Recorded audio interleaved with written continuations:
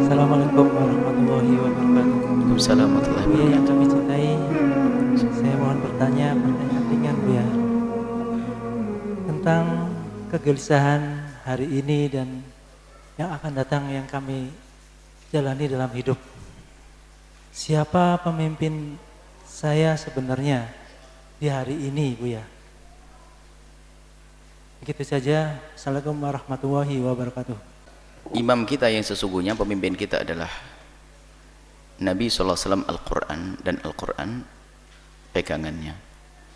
Itu pemimpin yang menghantarkan kita kepada Allah. Kemudian ditarik ke bawah adalah semua orang yang dekat kepada Nabi, yang mengajarkan kita kenal Nabi adalah pemimpin kita, ulil amri, ulama. Kemudian juga ada pemimpin lahir kita. Pemimpin lahir yang semestinya pemimpin lahir adalah juga pemimpin batin. Kalau zaman dulu seorang khalifah Sayyidina Umar bin Khattab adalah seorang alim mujtahid. Imam Ali bin Abi Thalib seorang alim dan mujtahid. Sayyidina Utsman pun demikian. Mestinya seperti itu. Akan tapi dalam kenyataannya begitulah Allah atur. Bukan berarti agama harus dipisah dari urusan siasat politik. Tidak bisa dipisah. Bahkan dalam agama sendiri adalah muatan politik. Artinya di dalamnya adalah nilai-nilai politik. Politik artinya apa? Mengatur umat. Bukan politik itu diartikan membohongi. Kalau bohong dilarang oleh Islam. Politik yang maknanya adalah mensiasat untuk mengatur umat ini. Dan itu diajarkan oleh Nabi SAW. Nah kemudian pemimpin kita dalam urusan dunia kita, lahir kita, termasuk ya atasan kita, ya pemimpin kita adalah, ya selama ini ya presiden kita adalah pemimpin kita. Maka kita wajib patuh kepada presiden dalam hal kebaikan. Tapi kalau kemungkaran nggak boleh patuh. Dengan ibu kita juga nggak boleh patuh kalau itu haram. Dengan guru pun kalau guru ngajari yang haram tidak boleh patuh. Presiden pun sama. Nggak boleh kita patuh kalau itu haram. Cuman ya itu pemimpin kita.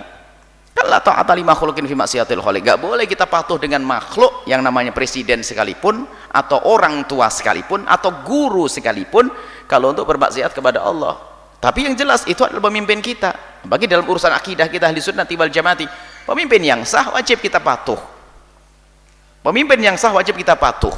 Tapi segala sesuatu yang bertentangan dengan agama kita nggak boleh patuh.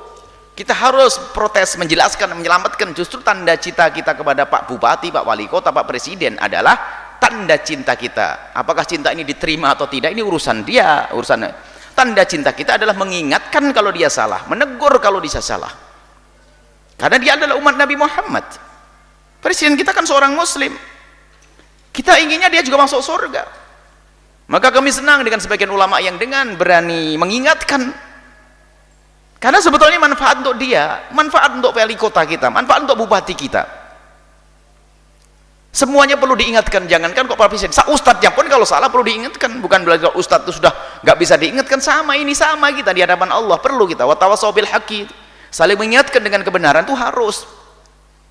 Cuman kita harus tahu kedudukannya. Dia adalah seorang pemimpin. Bapak kita adalah bapak, bapakmu adalah bapakmu sampai kapanpun. Kamu harus punya adab kepada bapakmu. Adapun di saat menemukan kesalahan, kewajiban menegur itu lain babnya. Harus menegur, tentunya dengan cara yang baik. Jadi sudah diatur oleh Allah dalam hidup ini. Bahasanya ada istri, ada suami. Kau istri sepanjang waktu ya tetap jadi istri, nggak berubah jadi suami. Imammu adalah suamimu. Lah imam saya lemah, imam saya tidak ngerti apa-apa, ya kamu bantu. Nggak bisa kamu mengambil jadi imam, nggak ada. Tinggal kamu dukung suamimu jadi imam yang baik. Anggap saja kita punya pemimpin, anggap saja seandainya pemimpin kita tidak ngerti ilmu agama dan sebagainya, tugas para ulama yang mendekati mereka untuk ngajari. Jadi tetap itu pemimpin. Kita tidak mengajari keluar dari pemimpin yang sah. Karena dalam akidah kita ahli sunnati wal jamaati tidak diperkenankan kita keluar dari imam. Bahkan seandainya imamnya fajir pun awas, hati-hati kalau keluar. Karena kalau kita keluar dari pemimpin yang sah, itu menjadi sebab cekcoknya bangsa ini, perpecah belahan, pertumpah darahan, sehingga semuanya pengen jadi pemimpin, sehingga perang paregreg, perang keluarga, perang suku, nanti berbahaya sekali ini bisa terjadi di masyarakat ini. Maka tetap pemimpin kita adalah dalam urusan kenegaraan adalah Bapak Presiden kita. Maka dari itu tugas Anda adalah jika beliau salah Anda mengingatkan. Paling tidak Anda mulai dengan doa. Anda mendoakan tidak, semoga Allah berikan hidayah dan sebagainya. Tapi ingat, dia adalah Pokoknya selagi pemimpin Anda adalah orang yang beragama Islam, ingat, Anda harus anggap sebagai pemimpin.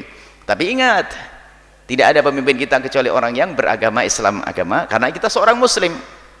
Kalau ada orang Nasrani mengangkat orang Nasrani, itu haknya dia. Kalau orang Nasrani kemudian kok mau dengan pemimpin yang Islam, juga haknya dia. Atau mungkin dalam bahasa Kristen, ya salahnya dia. Sama, kalau orang Islam mengangkat seorang muslim, ya itu hak kita. Kalau seorang muslim mengangkat orang di luar muslim, ya salah kita, gitu. Sama, orang Nasrani itu kalau ngangkat orang muslim sebagai pemimpin, ya salahnya dia. Ngapain kamu angkat orang Islam sebagai pemimpin? Kan begitu. Kan semuanya punya aturan masing-masing. Islam maka, loh, tapi ini ada calon pemimpin, calon bupati tempat saya orangnya baik. Misalnya kami himbau, mungkin orang Nasrani, ada Nasrani seperti Najasyi, kan ada Buya di tempat saya seorang calon wali kota baik dengan kita. Dia suka membantu pondok, membantu masjid dan sebagainya, ngumrohkan ustadz-ustadz, Masya Allah. Maka ketahuilah, kebaikan seseorang tidak boleh Anda tolak, dan Anda harus mensyukuri. Maka calon bupati itu atau calon gubernur itu yang menurut Anda baik, Anda punya kewajiban mendoakan. Doanya sederhana, ya Allah, semoga calon pemimpin yang namanya Pak siapa itu yang agama Nasrani itu, ya Allah kau beri hidayah sehingga masuk Islam, karena dia baik. Sebab kalau dia belum masuk Islam, saya tidak boleh memilih dia, ya Allah. Anda harus komitmen begitu. Kalau ternyata dia tidak masuk Islam, Anda tidak boleh memilih. Tapi kan Anda sudah membalas budinya dengan berdoa tadi. Tapi kalau ternyata dia tetap jadi pemimpin, mau jadi pemimpin kok tidak masuk Islam, Anda punya iman, tidak boleh memilih. Anda sudah berdoa, tapi kok belum masuk Islam, berarti belum dikabulkan dia jadi pemimpin Anda. Tapi kalau Anda masih memilih dia, ya salah. Dia baik, dia baik katanya. Wah, dia membantu kita bangun 16 pondok, 600 pondok dibangun dan sebagainya. Anggap saja semacam itu. Maka dari itu tugasmu adalah membalas kebaikan dia dengan kebaikan, dengan mendoakan, perilaku dengan dia yang baik, iya. Tapi untuk menjadi pemimpin, untuk menjadi menantu Anda, nggak bisa. Ini babnya lain. Apakah serta-merta tetangga Anda yang baik itu lalu jadi menantu Anda? Kan enggak. Ada aturannya dalam hal ini.